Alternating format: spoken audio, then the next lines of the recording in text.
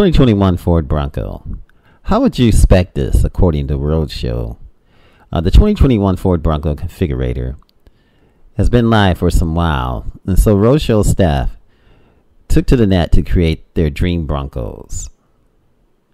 Now, after months of anticipation and not so patient waiting for fans, the online configurator is up and live.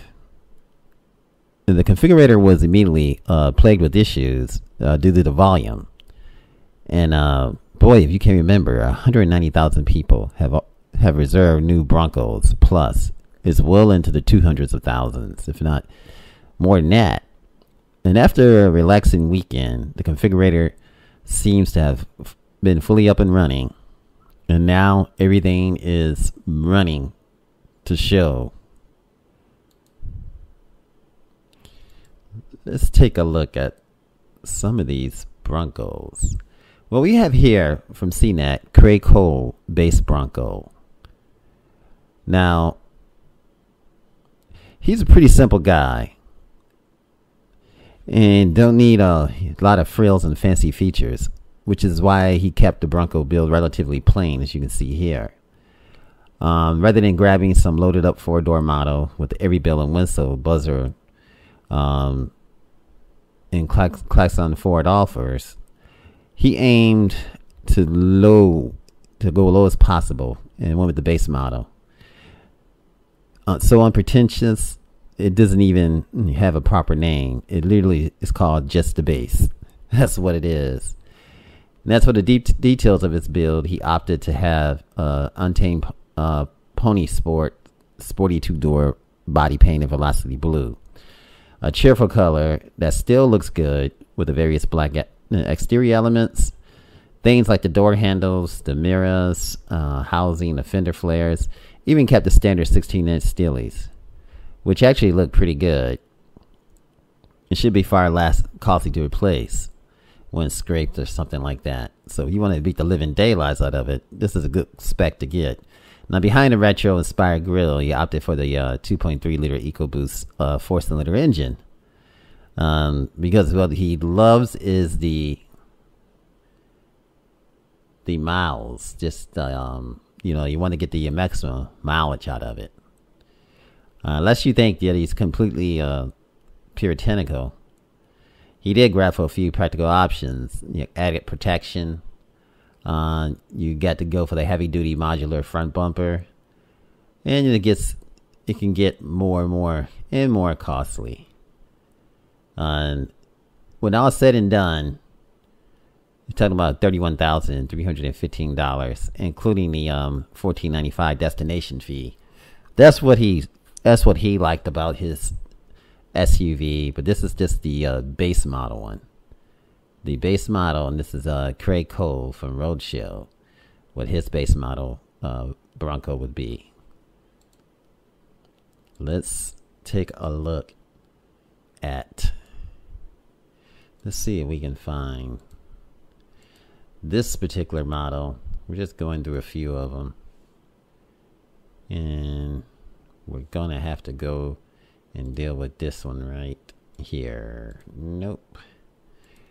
Bear with me. Yep, this one right here. This is Daniel Golson, Bronco Outer Banks. Now, he didn't really care about Bronco ruggedness or off-road capability.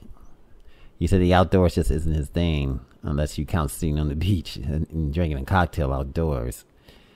But he thinks the Bronco looks freaking awesome, so he spec'd and maximized the on-road visual appeal without getting into the bulldozer territory.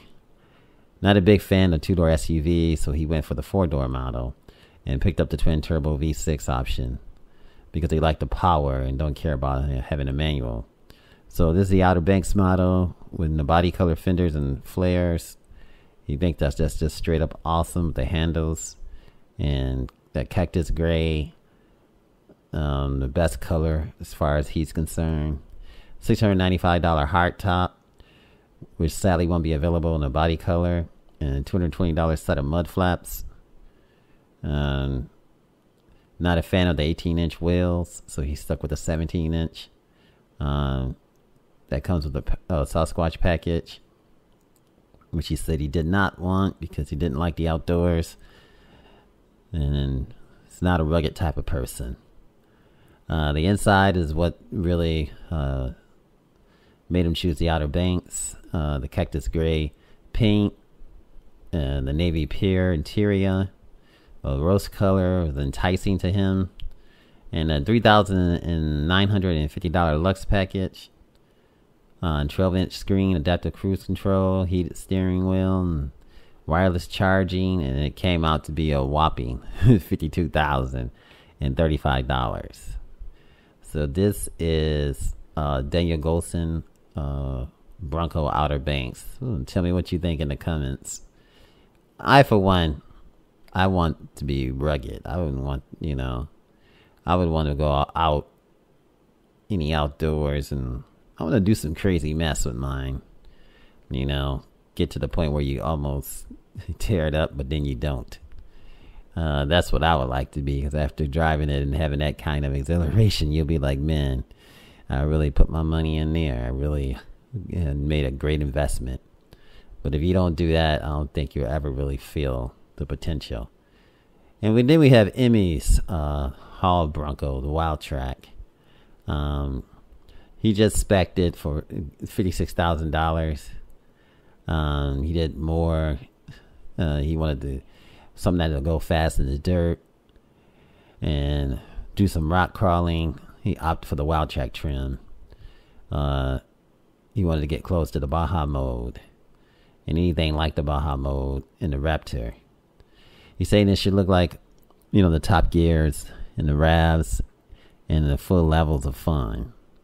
The Sasquatch package, the 35-inch tires, the front and rear lockers, personal wide track, aftermarket skid plating that he would like to get, because a lot of people think that the skid plates that come from the manufacturer as an accessory, it doesn't fit up the bunker. So some people will get the aftermarket. Now, the Lux package being about $3,600. You get, again, USB ports, adaptive cruise control, wireless charging, all that stuff you get.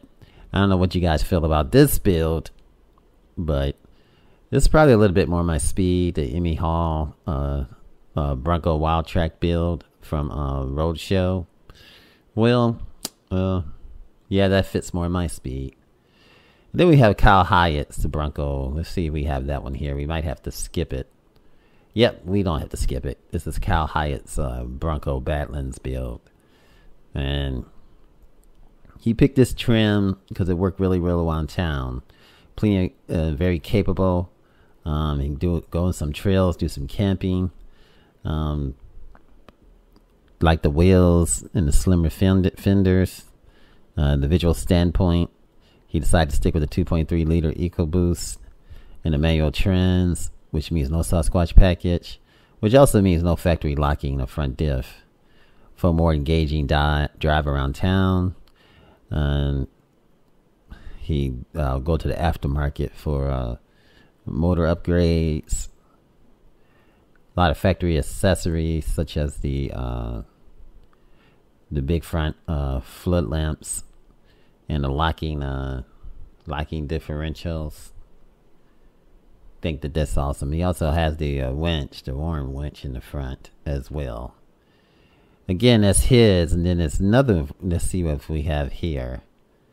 Do we have? And that is it as far as Roadshow. We also have the let's see. We don't have any others. There's a few other people from Roadshow that have their build. But this is all we're going to cover for this video. This is Automotive Reviews. Thanks for watching. Remember, like, share, and subscribe. If you enjoyed this video, give it a thumbs up, share it with your friends, and subscribe for more interesting videos.